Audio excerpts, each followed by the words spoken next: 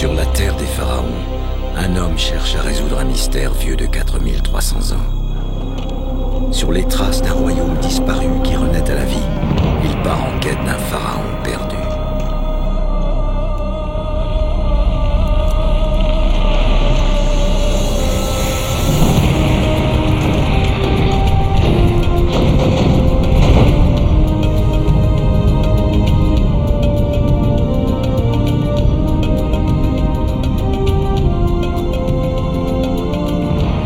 L'archéologue français Vassil Dobrev, c'est le rêve insensé de se retrouver face à face avec les architectes d'un autre âge. Quand il y a du sable pur, ça veut dire qu'au-dessous il y a autre chose, hein, c'est clair.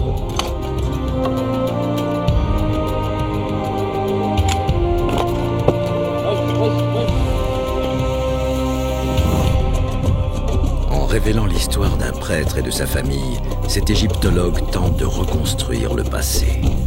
Un nouveau personnage de l'ancien empire qui surgit des sables. C'est l'histoire d'une intrigue familiale, d'une conspiration politique et de la quête de la vie éternelle. Alors Khatek, c'est peut-être sa fille. Et il est là avec sa fille.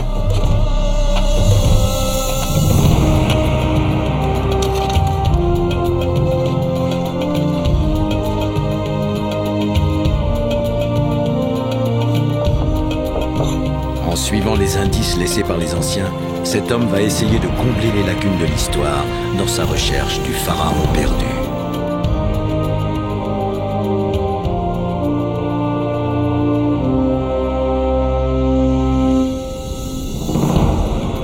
Près du Caire, les plus célèbres pyramides d'Égypte se dressent à Giza, sur la rive ouest du Nil.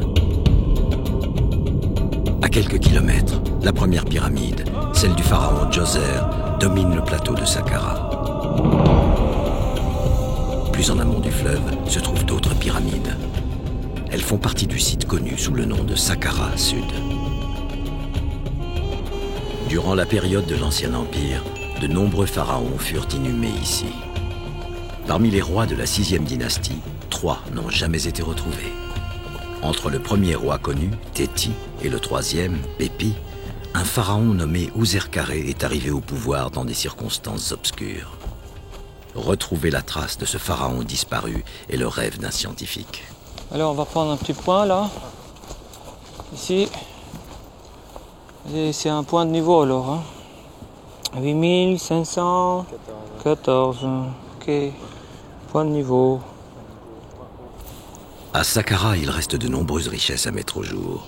Pour atteindre ce but, les scientifiques doivent être le plus rigoureux et le plus précis possible. 2 chercheurs de l'Institut français d'archéologie orientale du Caire, Vassil Dobrev, archéologue, et Damien Lenné, topographe, cartographient le site à l'aide d'un théodolite GPS qui capte les signaux de 8 satellites. L'objectif est de documenter tout vestige antique et peut-être découvrir de nouvelles tombes pharaoniques. En arpentant le site, Vassil imagine la configuration des lieux dans l'Antiquité.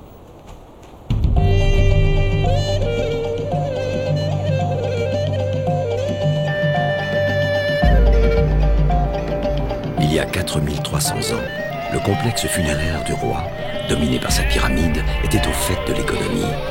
La vie quotidienne se déroulait dans la vallée, à la lisière des nécropoles.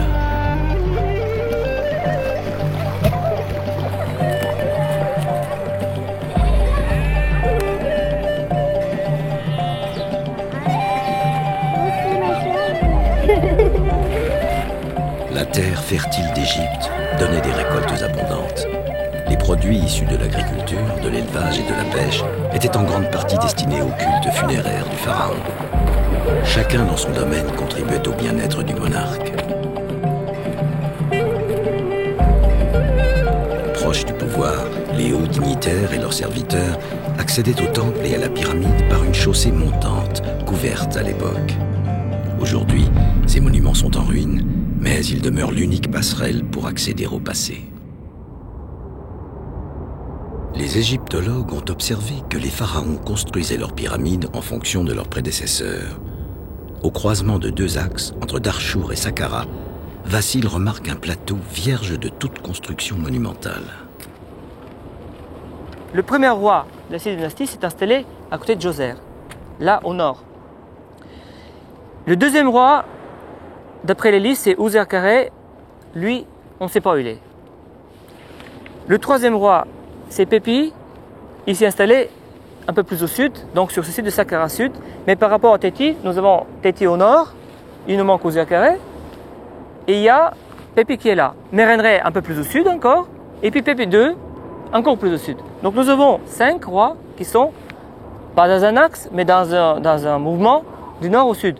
Bon, il nous manque numéro 2, Ouserkare. Et nous sommes à l'endroit où il pourrait être. Depuis 15 ans, Vassil rêve de fouiller à cet endroit. Il pense que ce site est assez large pour contenir les fondations d'une pyramide qui n'aurait jamais été terminée. Et si cette hypothèse est juste, ce monument pourrait appartenir au mystérieux Ouserkare, deuxième roi de la 6e dynastie. Cette idée permet de restituer le passé.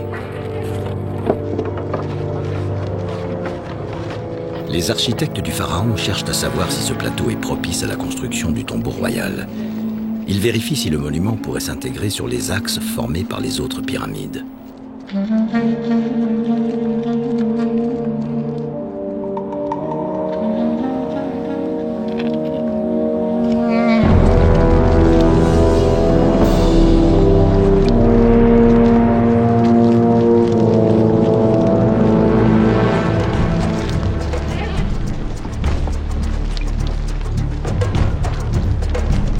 En provenance de Memphis, la capitale de l'Égypte ancienne, le pharaon Ouserkare est accompagné de son épouse et de la cour.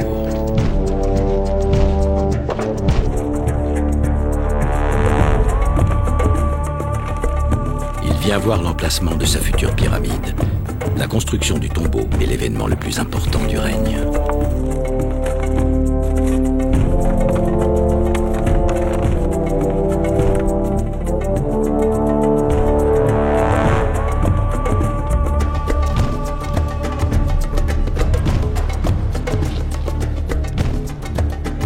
Ouserkare, la pyramide est l'unique moyen d'accéder à la vie éternelle.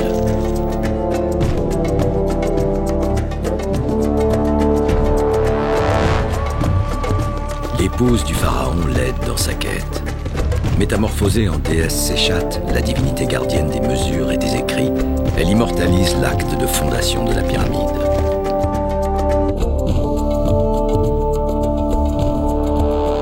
En inspirant le souffle divin, le pharaon puise son énergie vitale.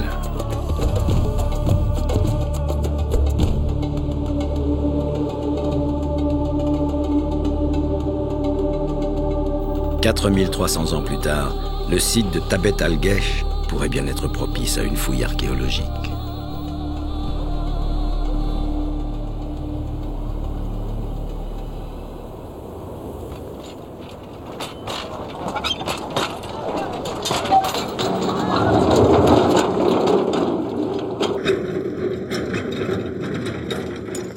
Vassil choisit de creuser en contrebas du point culminant du site.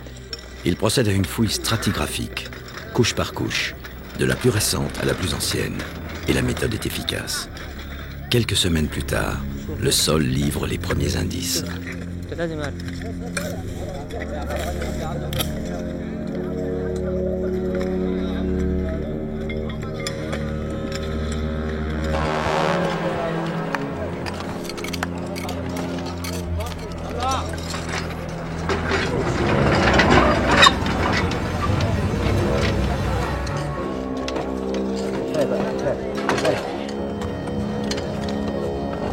À 50 cm de profondeur, sortent du sable des enterrements antiques, squelettes et sarcophages de bois.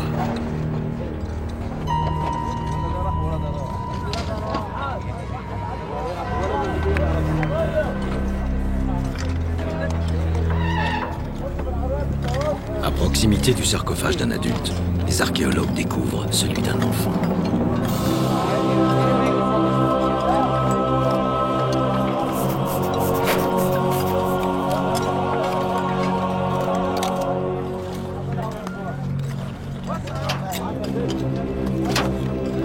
On voit le nez.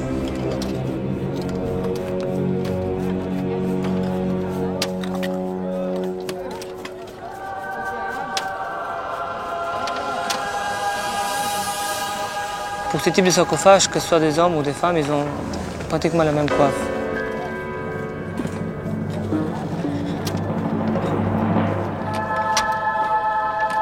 Les sarcophages sont intacts et n'ont jamais été ouverts depuis leur inhumation. Ça a l'air d'être une femme, hein? Ce sont les sarcophages d'une femme et de son enfant. Seul un panier d'offrandes, très bien conservé, accompagne les cercueils. Les archéologues préparent le déplacement des sarcophages pour les mettre en lieu sûr.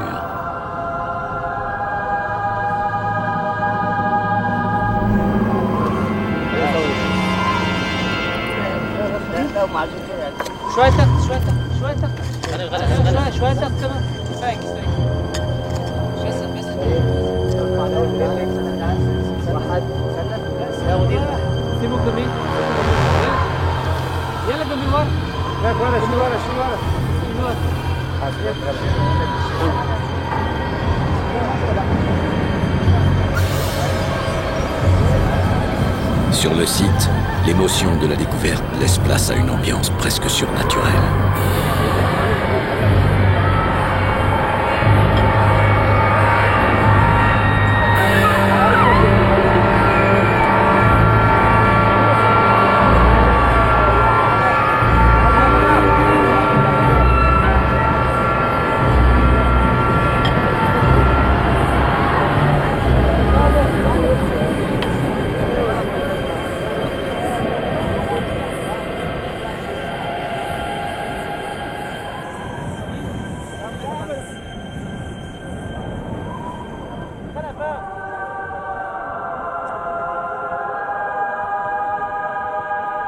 « 2600 ans après leur inhumation, les défunts se révèlent aux yeux des archéologues.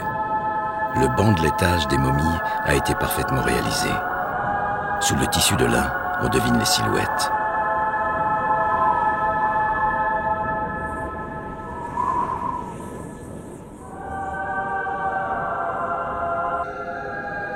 Les sarcophages datent de l'époque saïte. À cette période, les sépultures étaient directement placées sur les nécropoles de l'Ancien Empire, il y a plus de 4000 ans. Quelques jours plus tard, des structures de briques crues apparaissent. Elles datent d'il y a 2600 ans, donc de l'époque saïte. Ces premières découvertes encouragent l'archéologue à remonter le temps. C'est dur, celui-là.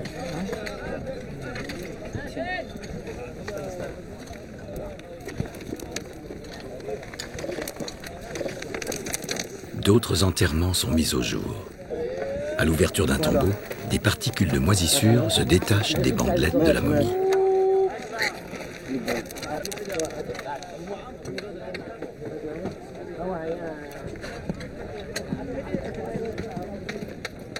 Sur tout le périmètre de la fouille, les archéologues ne cessent de mettre au jour squelettes et momies. Cette abondance de corps confirme l'étendue de cette nécropole de l'époque saïte. Au milieu du sable et des galets, les scientifiques sortent un nouvel indice, des tessons de poterie. Grâce à leur forme et à leur matière, leur embavait est formel. Cette céramique provient des tombes de l'Ancien Empire, il y a 4300 ans.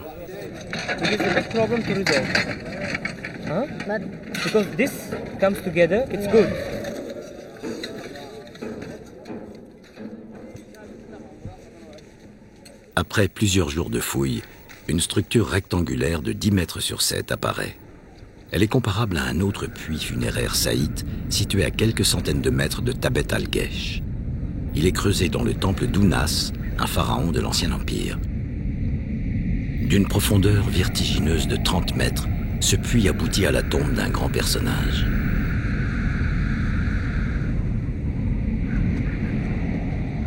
Par motivation religieuse et politique, les dignitaires de l'époque saïte ont réoccupé les nécropoles royales de l'Ancien Empire. À Tabet el-Gesh, vacille la mise au jour des vestiges de la période saïte. Il espère maintenant trouver des tombeaux de l'Ancien Empire.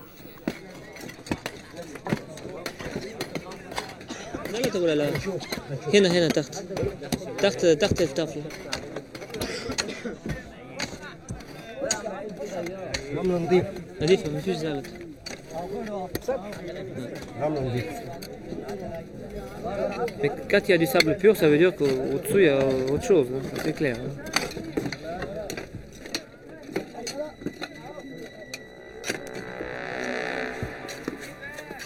Un puits creusé à même la roche intrigue l'archéologue. Comme un morceau de pierre qui apparaît.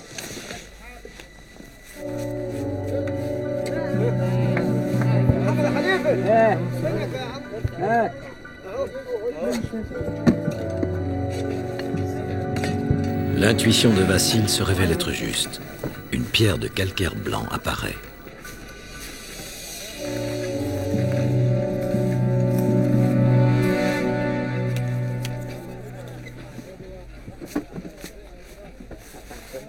C'est marqué le grand Dieu. Donc c'est quelque chose auprès du grand Dieu. Et on sait qu'il est pensionné auprès du grand Dieu, quelque chose comme ça. Bon, maintenant il faudrait qu'on descende vraiment pour qu'on voit quelque chose. Il y a laissé d'arc de qui méchait tout le temps. Vraiment c'est intact. Hein. C'est exactement comme ça a été construit à l'époque. Il va sortir, voilà, sa petite tête. Et ici il y a son nom. Voilà, juste ici, ces signes-là. On ne va pas trop toucher parce que même si c'est très bien conservé quand même. Et il s'appelle Khaou Nefer. Pour l'instant, j'ai vu un seul de ces titres, c'est Merwati, ami unique ou ami intime du roi, celui qui connaît le roi, celui qui est avec le roi tout le temps. Donc, un nouveau personnage de l'ancien empire qui surgit des sables.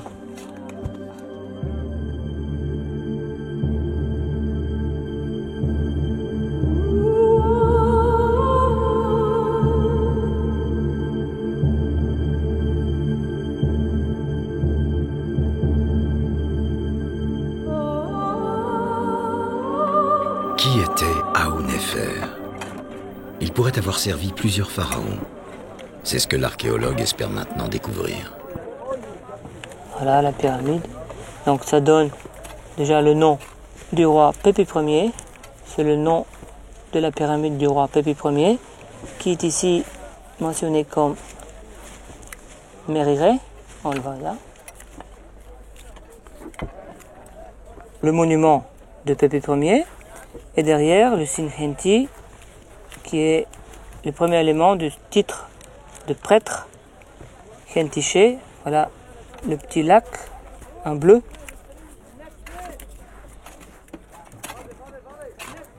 Khentiché, c'est le prêtre qui habille les statues, qui les pare, qui les lave, qui s'occupe des statues du roi dans le temple. Pas seulement, il fait plein de cérémonies dans le temple du roi de Pépi qui est juste derrière, mais ça quand même il est à peu près 800 mètres d'ici.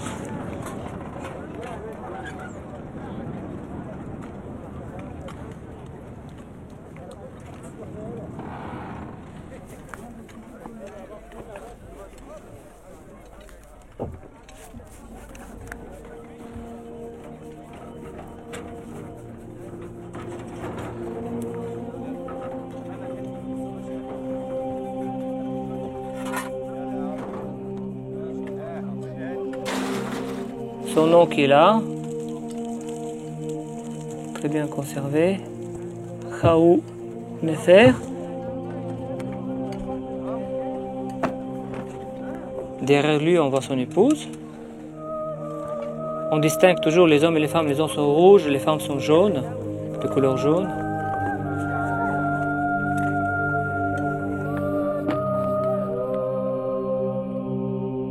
Après plus de 4 millénaires, deux nouveaux personnages ressurgissent, Aounefer et son épouse Khouti.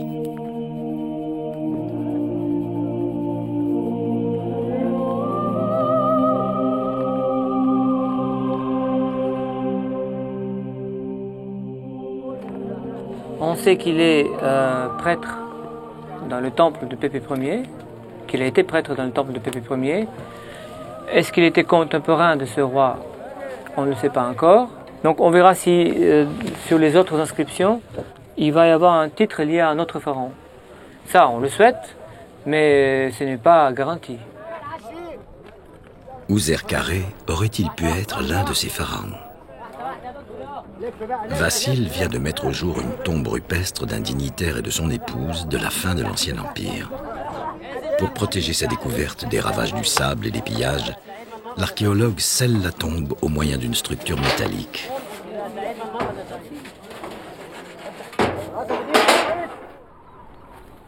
Ces pierres de parement sont les seuls vestiges de la pyramide de Pépi Ier.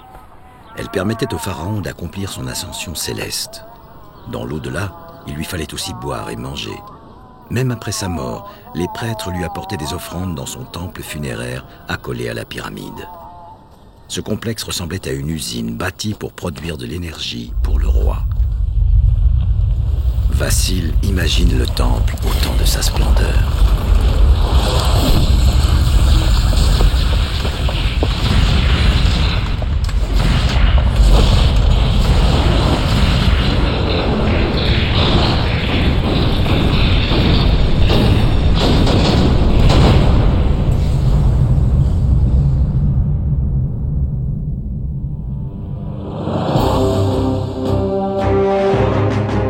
Pépi mène Néfer. Pépi est stable et parfait. C'est le nom du complexe funéraire du roi construit sur l'axe solaire d'est en ouest. La pyramide est son temple, là où officient les prêtres de Pépi.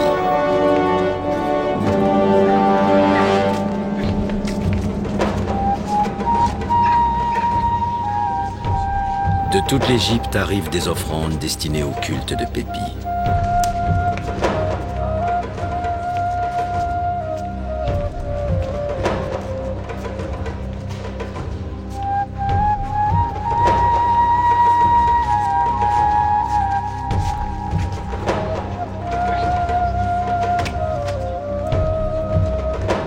Sous le contrôle des scribes, toutes les entrées sont enregistrées sur papyrus et consignées dans les archives du temple. Ahounefer accomplit le rituel de la purification. Il est maintenant prêt à pénétrer dans la partie la plus intime du temple. Derrière cette porte se trouve la salle aux 5 chapelles du pharaon.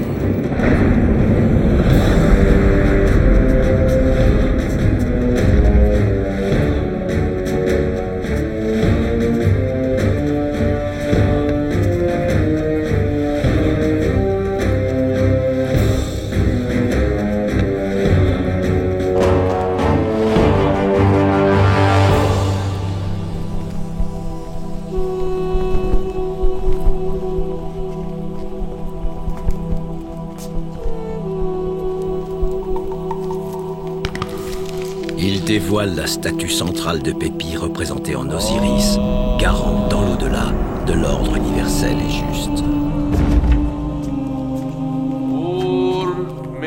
En tant que prêtre lecteur, celui qui connaît les formules rituelles, Ahounefer prononce les 5 noms du pharaon, qu'ils vivent pour toujours et à jamais.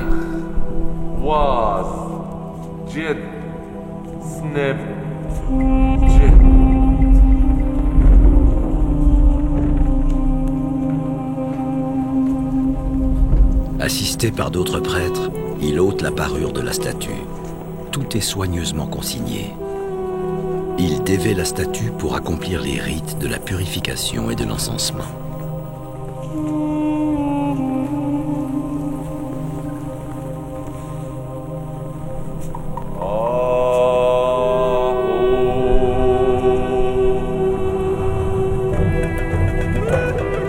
Au même moment, dans les salles annexes et les couloirs du temple, l'activité est intense. L'heure est à la préparation des offrandes qui seront présentées au pharaon.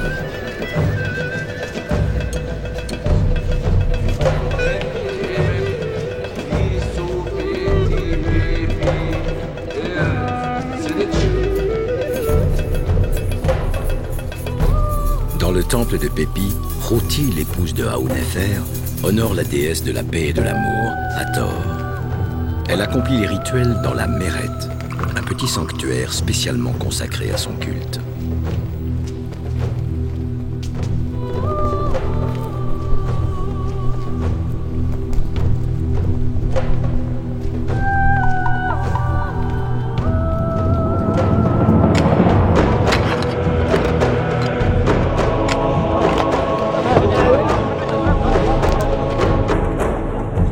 Tabet El-Gesh, la fouille continue, avec pour objectif de trouver l'entrée de la tombe de Haoun-Nefer. Là, ils sont en plein milieu de la porte. Hein. Voilà. Vassil remarque que certaines pierres de l'encadrement de la porte manquent. Ça vient pas de... Il semble qu'elles aient été sciées. Ces pierres comportaient probablement des inscriptions importantes et peut-être le cartouche d'Ouzer Carré. ده زي مكفول ده ها زي مكفول. Bernard Mathieu, directeur de l'Institut français d'archéologie orientale du Caire, vient copier et étudier les textes hiéroglyphiques. Ici, je vois pas bien.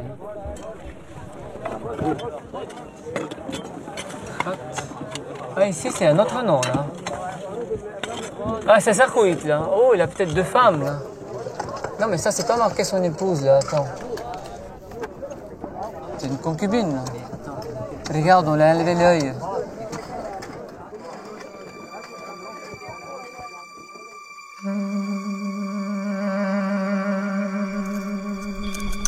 En grattant les yeux, le nez, la bouche et les oreilles de cette femme, quelqu'un a voulu la priver de sa résurrection.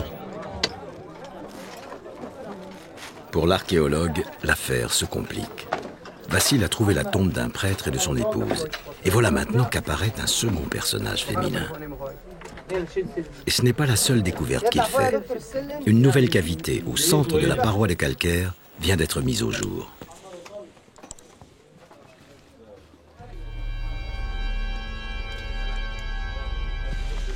Il y a une voûte et tout est collé. Hein. C'est une voûte en plâtre. Intrigué par l'étrange configuration de la tombe, Vassil fait dégager le sable aux abords de la paroi. C'est joli ça. Petit à petit, face à Haoun-Nefer, sort du sable la figure d'un enfant. Voilà, un nouveau personnage. Vache. Ah, ici il y a une petite fille. Ah. C'est très bien conservé. Hein. Ah bah voilà. C'est tout, hein. Ouais, c'est la fille aînée, la belle, la jolie, la belle. Entre le prêtre et son épouse, c'est maintenant une fille qui se révèle aux yeux de Vassil. C'est leur fille aînée, la belle.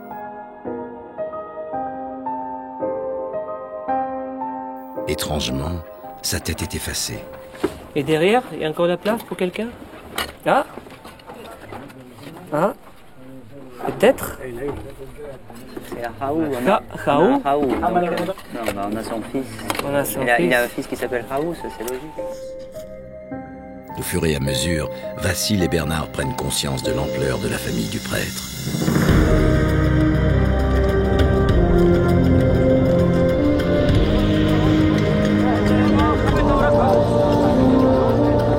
À l'extérieur de la tombe, la fouille progresse. Vassil a maintenant la preuve de l'existence de cette nécropole de l'Ancien Empire tellement attendue. Les archéologues et les ouvriers viennent de révéler plusieurs tombes rupestres, suggérant qu'une construction plus importante se trouve peut-être enfouie sous le sable de Tabet El-Gesh.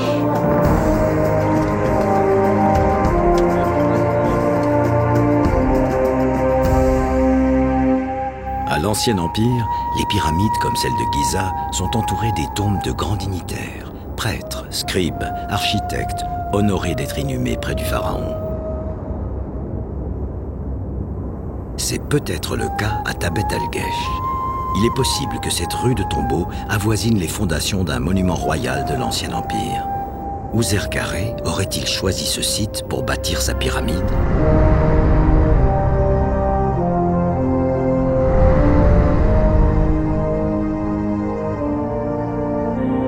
L'archéologue est perplexe. Il est encore trop tôt pour le savoir. L'énigme de Tabet El-Gesh est loin d'être résolue.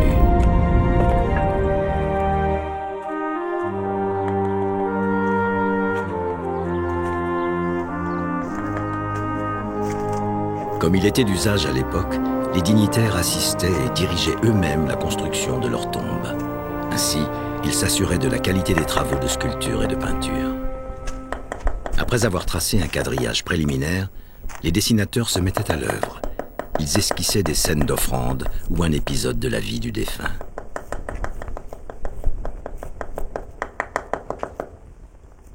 Aujourd'hui, Aounefer vérifie que toutes ses fonctions et celles de son épouse sont bien immortalisées dans la pierre. C'est du beau travail quand même.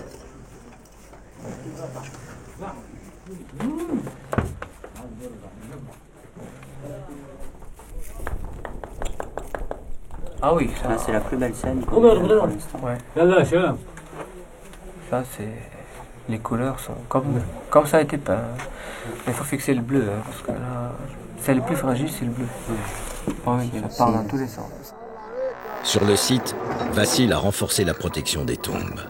Un mur moderne interdit l'accès à la rue des tombeaux, désormais recouverte d'un toit métallique. Il faut préserver tous les indices. Il y a un Ek. Ça, je vois un Ek ici. Mais c'est Khatek, c'est clair, c'est Khatek. Alors Khatek, c'est peut-être sa fille. Et il est là avec sa fille. Mais oui. Mais oui. Non, Imahout. Imahout tout court. Ce n'est donc pas une concubine. Que s'est-il bien passé il y a 4300 ans?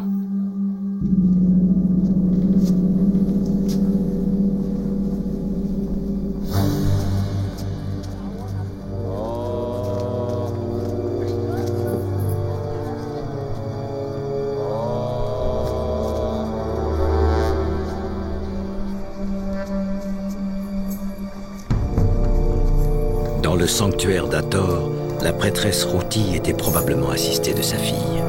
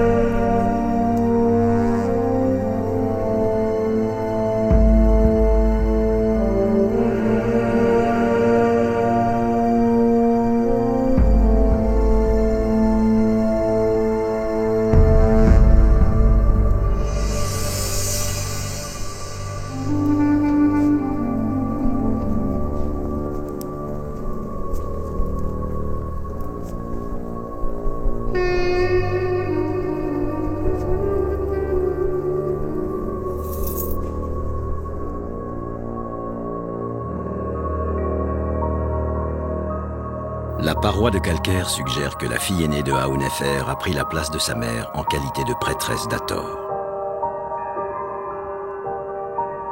Aounefer, son père, l'aurait investi de ce pouvoir.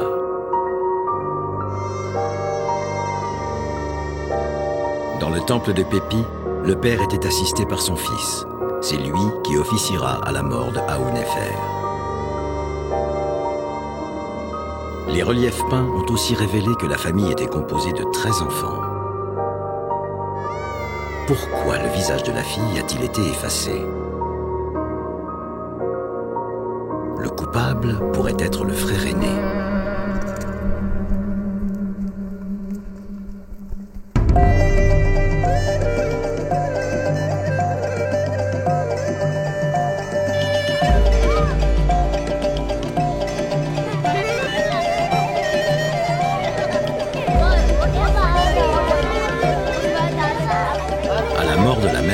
La fille a peut-être assumé un rôle trop important au sein de la cellule familiale. Peut-être même le rôle d'épouse de Aounefer, et son frère n'a pas pu s'y résoudre. Les murs ont appris à Vassil des détails tout à fait inattendus. Les secrets d'une intrigue familiale de l'Ancien Empire, mais pas la moindre trace du pharaon perdu. À l'intérieur de la tombe, les fouilles se poursuivent. La chambre voûtée est complètement dégagée.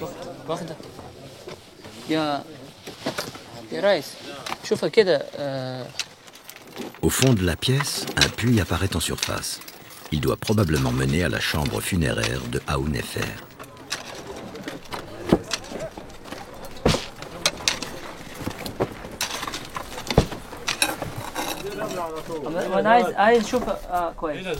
Dès les premiers coups de pioche, le puits s'avère être très large et pourrait atteindre une profondeur importante.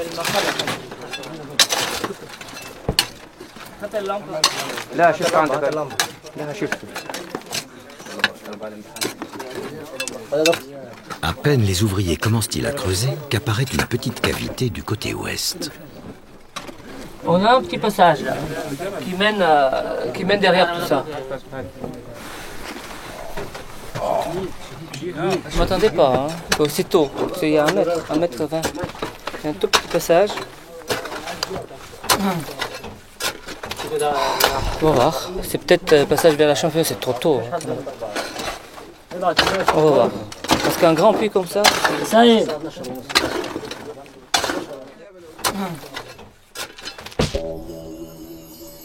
Vassil vient peut-être de trouver l'accès à la chambre funéraire de Haoun Effer. La nuit tombe et la fouille doit s'interrompre. Il faudra encore patienter.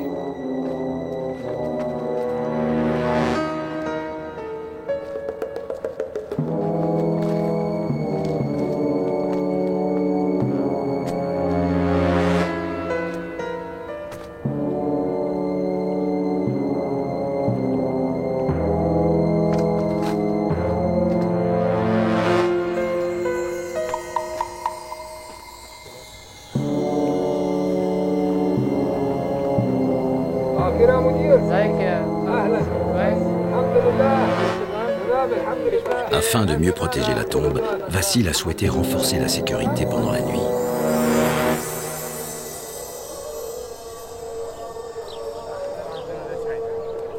Aujourd'hui, les ouvriers arrivent plus tôt que prévu. Ce n'est pas un jour ordinaire. C'est le jour où la chambre funéraire va être révélée.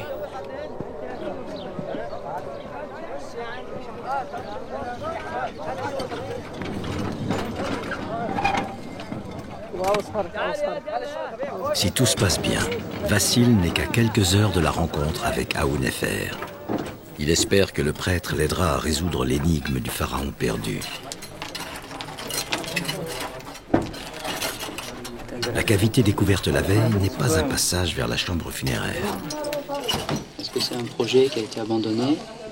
Ou ça peut très bien être plus bas, la même chose. Ou ça peut être très bien une pièce utilisée pendant la construction, quand ils ont taillé ce puits, ils auraient pu très bien avoir des endroits pour le matériel, pour chambre de manœuvre. Une chambre de manœuvre, oui.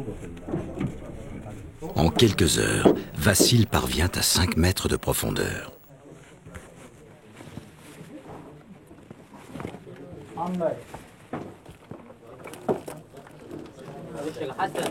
Là, il y a une autre pièce, mais le puits devient beaucoup plus petit au fond. Hein, il perd 40 cm de chaque côté. Et donc, au moment où il commence à se rétrécir, là, il y a une pièce. Peut-être similaire à celle du haut. Donc, peut-être on n'est pas loin du fond.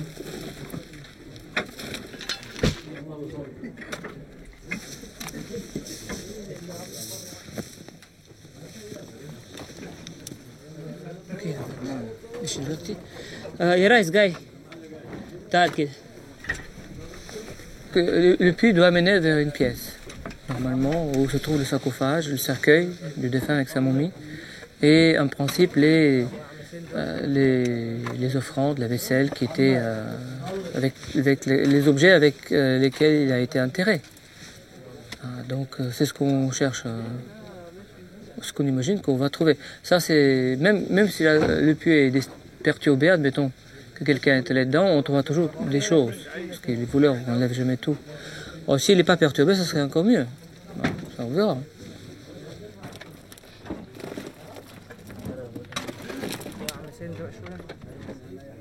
Guidé par son intuition, Vassil cherche à comprendre les événements passés.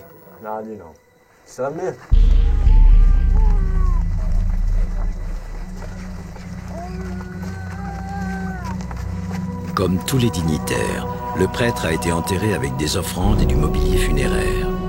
Certains de ces objets étaient inscrits au nom du défunt et révélaient ses fonctions auprès des pharaons qu'il servait.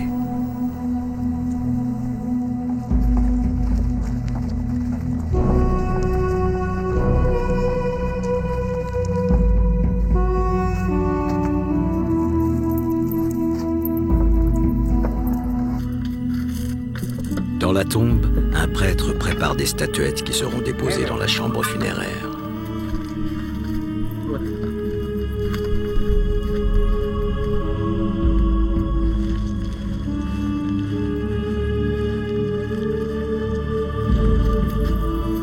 Le fils d'Aounefer vérifie que rien ne manque pour la cérémonie.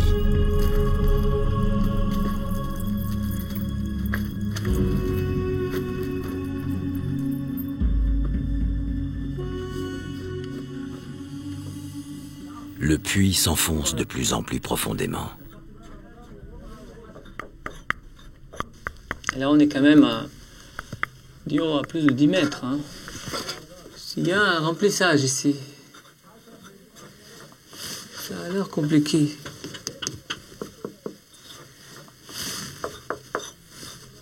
Ça, c'est la montagne, mais là, ça sonne creux.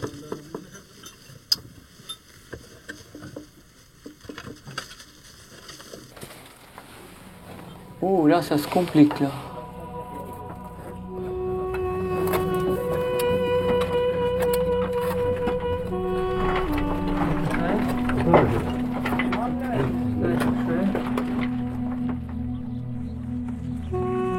La procession funéraire est parvenue jusqu'à la ruelle précédant la tombe.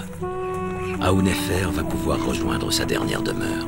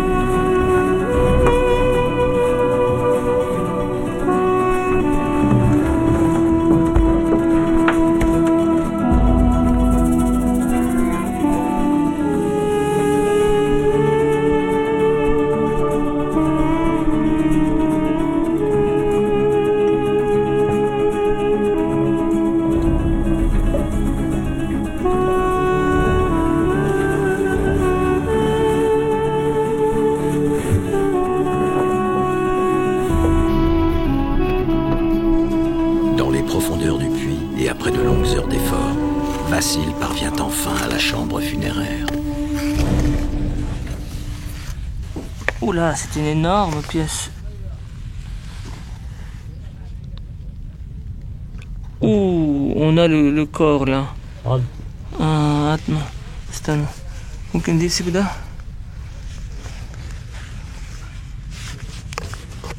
Mon Dieu. Ah, c'est une pièce voûtée et on a les ossements. Ça a été perturbé. Oui. Ça a été perturbé et visité probablement. Ah, ça doit être en effet. Hein. Il y a le crâne qu'on voit.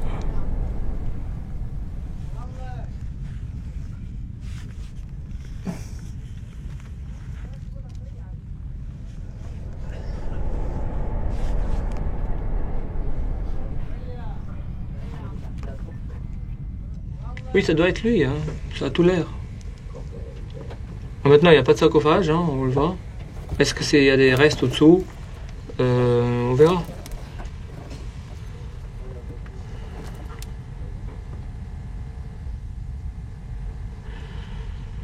Voilà, maintenant il faut qu'on dégage encore au moins un mètre et quelque chose. pour bien voir ça. Bon, le squelette est disloqué, le cercueil de bois complètement décomposé, et il ne reste plus rien du mobilier funéraire. La déception est grande.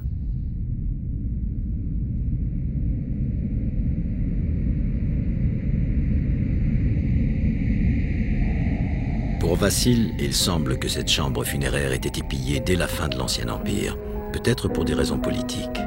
Aounefer aurait été impliqué dans une conspiration à l'époque des premiers pharaons de la 6e dynastie, Téti, Ouserkaré et Pépi.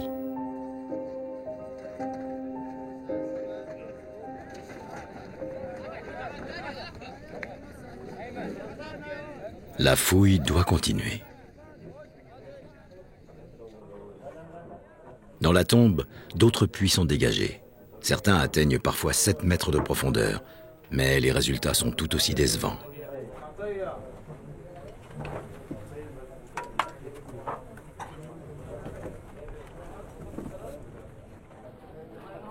Poursuivant sa quête du pharaon perdu, Vassil pénètre dans la tombe voisine. Bien des surprises l'attendent encore. Plusieurs statuettes représentant le propriétaire de la tombe sont mises au jour.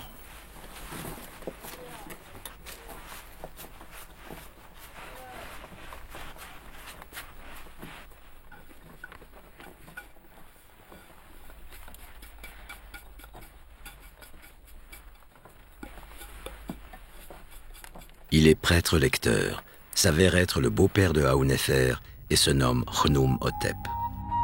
Il appartient à la génération précédente de celle d'Aounefer. Le père de Khouti a servi le pharaon Téti et peut-être Ouserkaré.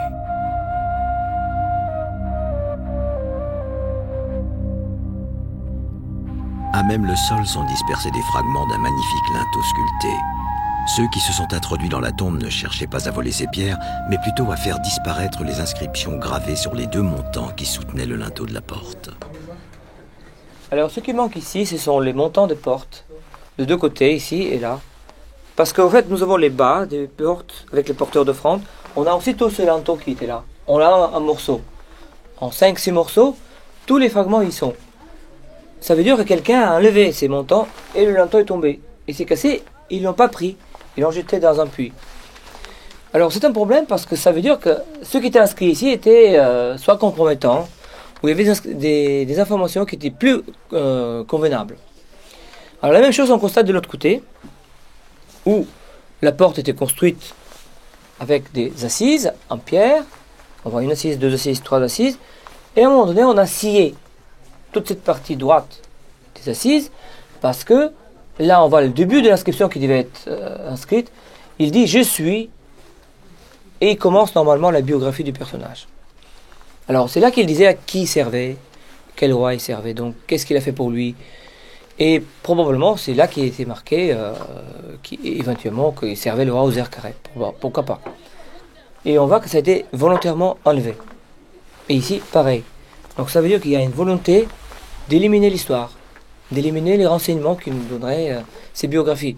Et pour nous, ces biographies étaient les plus importantes, parce que c'est elles qui donnent les renseignements historiques sur l'histoire de la 6e dynastie. Really, so here, Khaled, can you show a little bit? Aujourd'hui, le docteur Zahi Hawass, secrétaire général du Conseil suprême des antiquités égyptiennes, vient voir les découvertes de Tabet el-Gesh. Lui aussi trouve étrange la disparition sélective de certaines de ces pierres. La première partie de la 6e dynastie nous échappe. Nous manquons d'éléments pour mieux comprendre cette période. Nous n'avons pas retrouvé les pyramides de certains rois de cette dynastie. Nous ne savons donc presque rien de leur règne. Nous dépendons complètement de l'étude des tombes particuliers de cette époque. Ces inscriptions auraient été supprimées volontairement pour bannir Ouserkaré de la mémoire collective. Il aurait pris le pouvoir dans des circonstances troubles, à la suite de l'assassinat du pharaon Téti. Après la mort d'Ouserkaré, Pépi accède au trône et entreprend la construction de sa pyramide. Aounefer a été capable de s'adapter à ce nouveau règne. Il a été promu au rang de chef des prêtres du temple funéraire de Pépi. Et même s'il a été témoin d'événements compromettants, il est parvenu à occuper une meilleure position sociale dans la hiérarchie de l'État. on voit qu'il y a une volonté d'éliminer l'information qui était inscrite sur ces portes.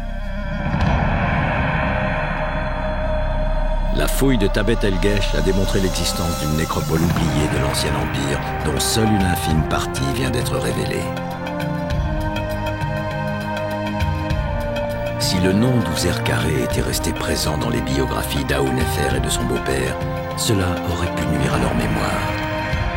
La destruction de certaines inscriptions atteste bien de la volonté d'éliminer les indices menant au pharaon.